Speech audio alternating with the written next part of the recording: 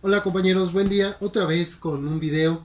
Es para poderles explicar un poquito qué son las corrientes interferenciales, por qué tenemos algunas modalidades en las frecuencias.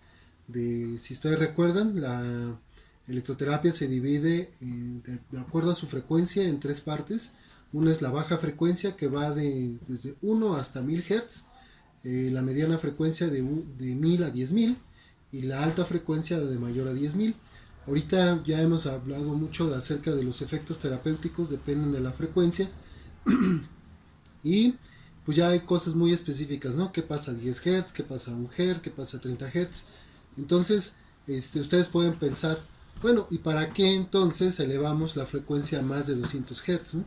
Si todos los efectos terapéuticos están comprendidos ahí. Bueno, pues se inventó algo que tiene que ver con la frecuencia, se llama corrientes interferenciales y eso es lo que voy a explicar hoy. Entonces, si quisieran ya comenzar hacia acá, la primera pregunta es, se comenzaron a dar cuenta, sobre todo van a ver un tipo de corriente que se llama galvánica. Esa es una corriente continua, pero genera mucho riesgo de quemaduras. Y así, las primeras corrientes fueron solamente con una baja frecuencia, porque los equipos en aquel tiempo solamente se podía hacer eso. Se comenzaron a ver algunos semiconductores. Estoy hablando un poquito acerca de lo que es la ingeniería, ¿no? Se comenzaron ya los semiconductores y a partir de ahí se generaron los transistores y después los chips y así.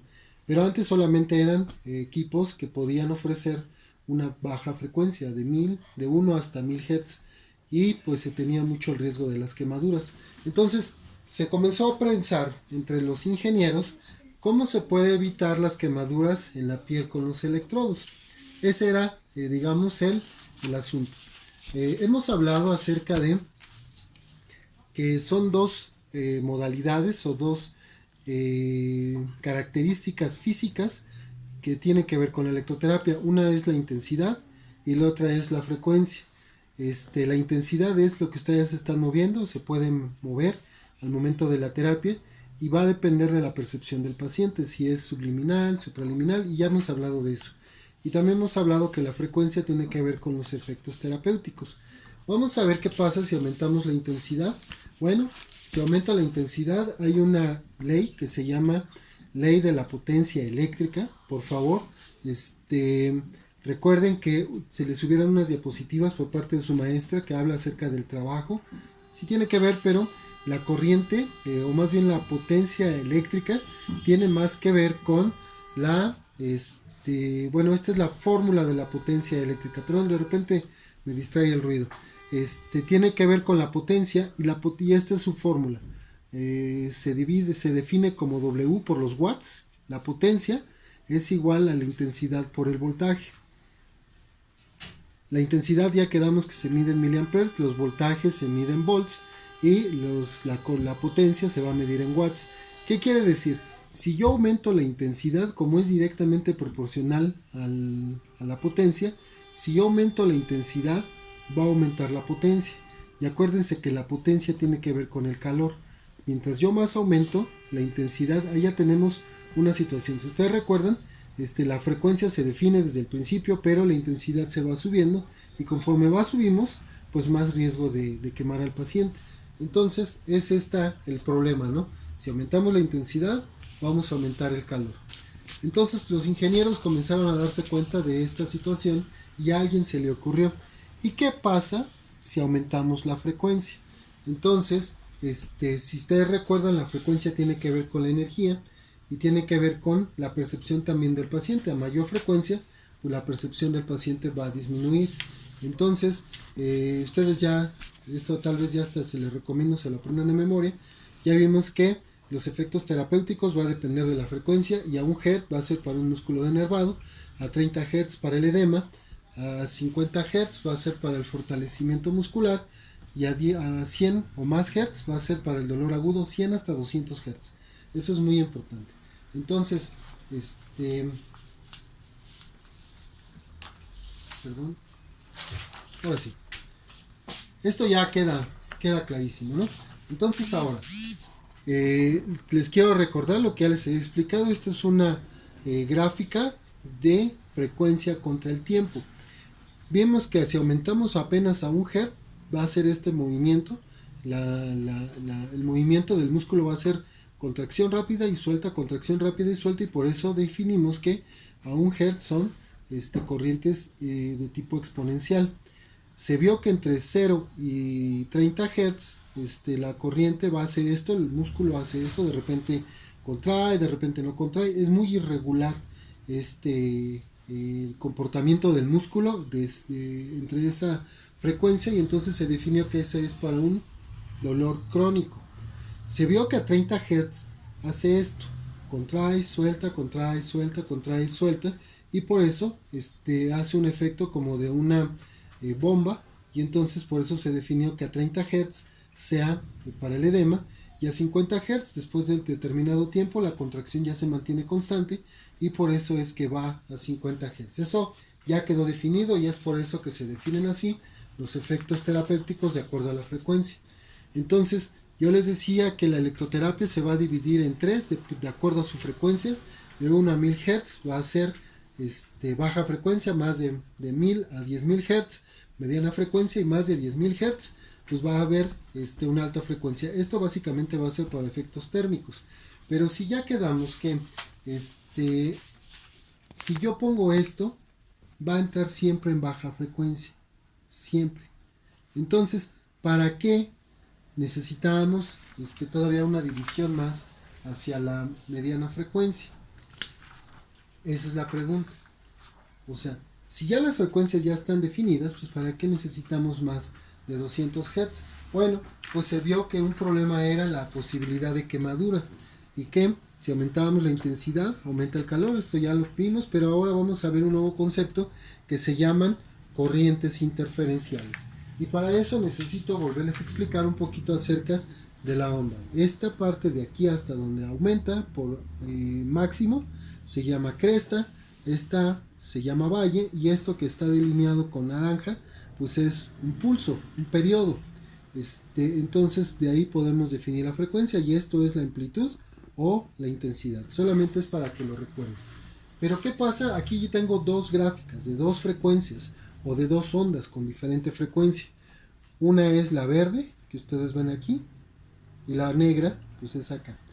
Se sabe que cuando las crestas y los valles de dos diferentes ondas, cuando están así completamente al contrario en su fase, esta se llama, bueno, esta es una corriente que se está interfiriendo, pero la frecuencia, esto significa sumatoria, la sumatoria de frecuencias es igual a 0. No importa que esta llegue a 1000, porque esta va a llegar a 1000, y 1000 menos 1000 va a ser 0, siempre va a ser así. Esto es una corriente de tipo interferencial que se está interfiriendo a 0 Hz. Este es el trabajo total. Pero ¿qué pasa si yo hago esto? Lanzo primero una onda de verde de 4000 Hz. Ahí está. Y luego lanzo otra onda que se está aquí en color negro de 4100 Hz. ¿Qué va a pasar? El resultado va a ser de 100 Hz. Es así de simple. Si yo quisiera un dolor crónico, tratarlo con una corriente interferencial, pues el equipo ya lo hace. Normalmente todos los equipos están en una base de 4000 Hz, hay otros que son de 6000 Hz, esa es la base, pero la otra onda es la que va a estimular o va a definir los efectos terapéuticos. Si fuera, por ejemplo, a un fortalecimiento, que son las corrientes interferenciales tipo COTS o rusas, esas son que se interfieren a 50 Hz. Espero que esté quedando claro.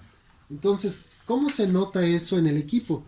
Para las corrientes interferenciales normalmente debe de ser con una estimulación de tipo cuadrapolar. Aquí se nota, si ustedes recuerdan, la que habíamos definido de color verde era de 4000 Hz, y la que habíamos definido de color negro de 4100. Aquí se va a estimular aquí un electrodo, otro electrodo, otro electrodo, otro electrodo, y entonces, ¿qué es lo que va a quedar en medio? La zona a tratar. Y si yo pusiera esta de 4000 a 4100, el efecto terapéutico ya por dentro, ya por debajo de la epidermis, que eso es lo que estamos tratando de buscar. Ya por debajo va a estar en un efecto de 100 Hz, y entonces en este caso estaríamos tratando un dolor de tipo agudo. No sé si queda claro.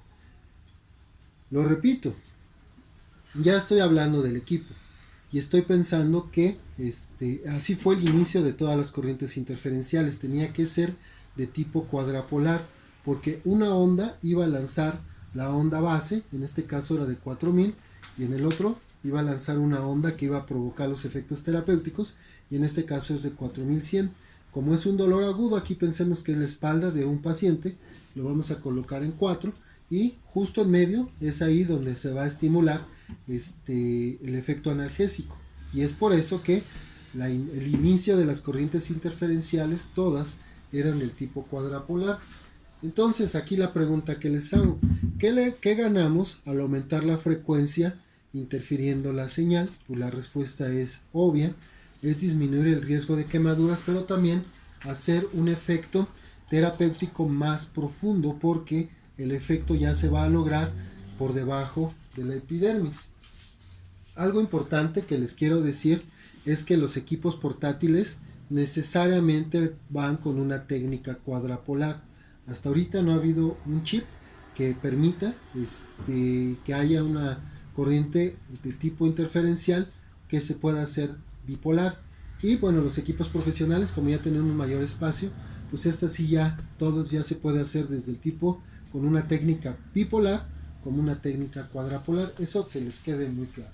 Ahora, vamos a hablar acerca de la ley de las cargas. Si ustedes recuerdan, desde la secundaria le dijeron que cargas del mismo, la misma polaridad se van a repeler, y cargas del tipo diferente, o sea, positivo y negativo, se van a atraer, y positivo y negativo se van a atraer. Aquí positivo y positivo pues, se van a repeler. Eso espero que les haya recordado.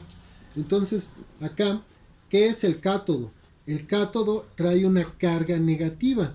Y si trae una carga negativa, entonces va a atraer hacia los positivos por la ley de cargas que ya les dije. Otra vez, el cátodo tiene una carga negativa y va a atraer a los positivos. Y el ánodo tiene una carga positiva, entonces va a atraer a los negativos, que en este caso son los huecos. En los huecos lo atrae el cátodo, pero lo más importante, compañeros, es porque la electricidad pues es el flujo de corriente eléctrica, es el flujo de los electrones. Los electrones se van a mover hacia donde esté el ánodo. ¿Y cómo lo podemos diferenciar? El cátodo es el negro y el ánodo es el rojo. ¿Está claro? Entonces, los electrones se van a ir hacia donde esté el rojo. Esto es porque creo que incluso les estaba dando más la información. Entonces, pensemos que este es proximal y que este es distal. Como ya les dije, los electrones van a ir hacia donde está el ánodo. ¿Cómo es que va a ser esta corriente? Va a ser corriente descendente. Y si acá yo pongo el ánodo arriba y el cátodo abajo, que es el negro, y acá el rojo, pues entonces va a ser un tipo una corriente de este tipo que va a ir hacia arriba. Entonces, esto es ya como una regla. Si yo quiero excitar o tonificar, el negro tiene que estar arriba y el rojo tiene que estar abajo, porque la corriente va a ir hacia abajo y este es de tipo de excitación. Eso es nada más lo que tiene que quedar claro. Y si quiero una analgesia o un efecto hipotónico, es decir, está elevado el tono muscular y lo quiero disminuir, el rojo tiene que estar arriba y el negro tiene que estar abajo. Ojalá que eso les quede muy claro. Y si fuera en una forma horizontal o en un músculo, recuerden que las fibras musculares, bueno, en el músculo hay origen e inserción, y que las fibras musculares van a correr hacia donde está el origen. Entonces, si yo quisiera estimular, tendría que provocar el movimiento de las fibras musculares, y entonces el rojo tendría que estar en el origen y el negro tendría que estar en la inserción. Eso es si quiero estimular. Y si quisiera yo relajar o ayudar a la analgesia, entonces el negro tendría que estar en el origen y el rojo tendría que estar en la inserción. Entonces, esto lo voy a poner en diapositivas. Espero que haya quedado claro. Si no, vuelvan a revisar el video tantas veces puedan. Y si aún hay dudas, pues entonces mándamelas por WhatsApp, por un asunto que me lo manden a mí o que lo manden al grupo. Muchas gracias, compañeros.